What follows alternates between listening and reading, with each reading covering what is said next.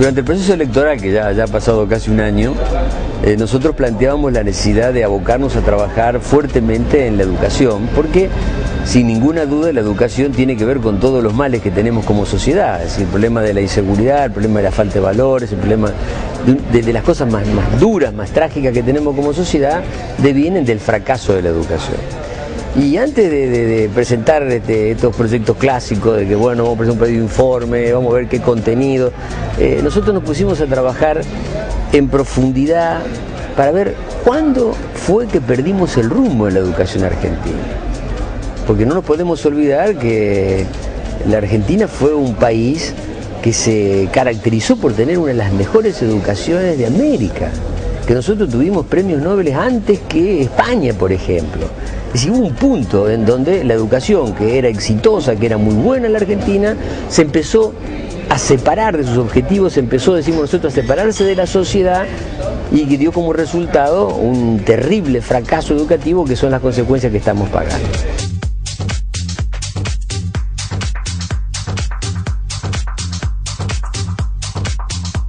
Y ahí, cuando uno se pone a analizar, encuentra cosas pero muy interesantes.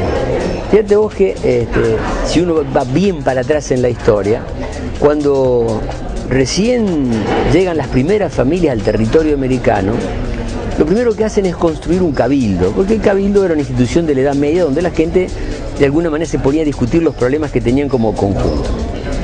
Rápidamente se arman como dos grupos, un grupo que es el grupo de los que estaban vinculados directamente a los conquistadores, es decir, gente con cierta alcurnia, con cierta preparación, con plata, y los que venían en la bodega de los barcos.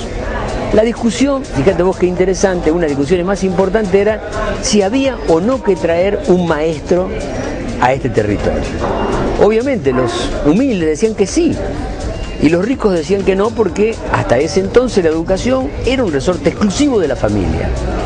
Y luego de mucho renegar, te cuento esto porque termina bien, luego de mucho renegar, se ponen de acuerdo que sí, bueno, vamos a traer un maestro.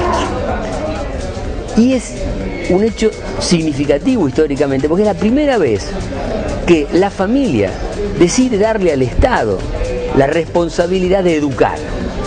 Pero acá está el hecho central. No le da un cheque en blanco y le dice, bueno, enséñele. No. Se ponen a discutir de inmediato qué capacidades tenía que tener ese maestro, qué era lo que tenía que enseñar, qué objetivos tenía que perseguir. Es decir, la educación llevada adelante por el Estado, pero no separada de la sociedad. La sociedad es que define qué hay que hacer. Y a partir de allí, esto evoluciona y desemboca en lo que fueron los consejos nacional y provincial de educación, que era donde estaban los padres, donde estaban los cooperadores, donde había gente elegida por el voto directo, donde había representantes de sectores productivos, y entre todos discutían cuáles eran los contenidos, cuál era la formación que tenían que tener los docentes, y esa fue la época de oro de la educación.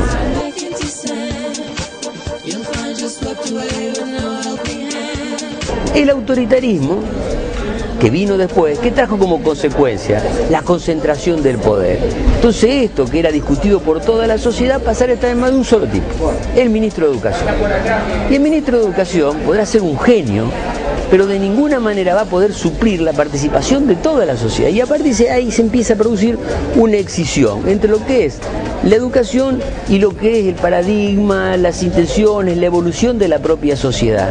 Y esa educación se transformó simplemente en repetir planes de estudio, hacer unas modificaciones que se le ocurren al ministro, pero que muchas veces no tienen nada que ver con lo que la sociedad quiere. El propio ministro no tiene espalda para sostener determinadas transformaciones de la educación, y se nota, porque por ahí se dice, bueno, hay que incorporar la educación sexual, o se hace una ley, y después resulta que hay sectores de la sociedad que dicen, bueno, pero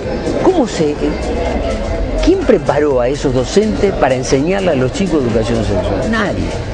En un lugar vas a encontrar cosas muy locas donde entienden por educación sexual a lo mejor hasta darle profiláctico a los chicos, y en otros lugares donde prácticamente le eluden. No se han capacitado esos docentes para los cambios. La escuela ha fracasado. Recién hablábamos fuera de cámara contigo. ¿qué pasa? Una de las funciones esenciales de la educación es que después que uno sale de la escuela primaria y secundaria, sabe perfectamente qué quiere estudiar. Hoy, después de 13 años de pasar por toda la disciplina, un chico sale del secundario y si no sé qué estudiar, ahí también fracasó. Hay decisiones que ha tomado la escuela hace pila de años y nosotros somos europeocéntricos.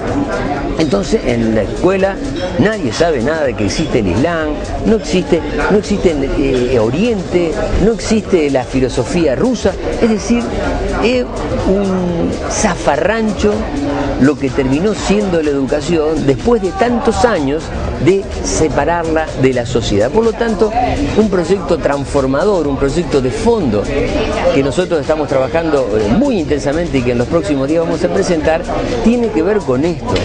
La educación es demasiado importante para estar en manos de una sola persona, que es el ministro. A la educación hay que devolvérsela a la sociedad y para ello hay que volver a crear este tipo de consejos, habrá que discutir, nosotros hacemos un planteo respecto de quiénes debieran de integrarlo, pero ese consejo manejado por la sociedad, por representantes directos de la propia sociedad, debe manejar el presupuesto, debe decir cómo se tienen que capacitar los docentes, tiene que discutir los planes de estudio, tiene que discutir una transformación profunda de nuestra educación.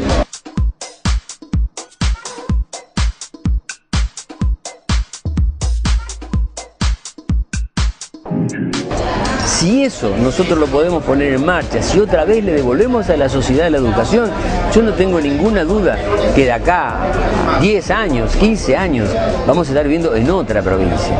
Porque también esto hay que tener dimensión. A mí me gustaba así, en la presentación del proyecto, poner un chico de 4 años y un chico de 17 años. Y que la gente tenga en claro que cuando ese chiquito de 4 años tenga 17, recién ahí se van a poder ver los resultados de un sistema educativo que tenga que ver con la sociedad y que tenga que ver con enseñar los valores que la sociedad necesita para que salgamos de todas estas miserias y de todos estos problemas que tenemos como conjunto, que no es justo que lo tengamos.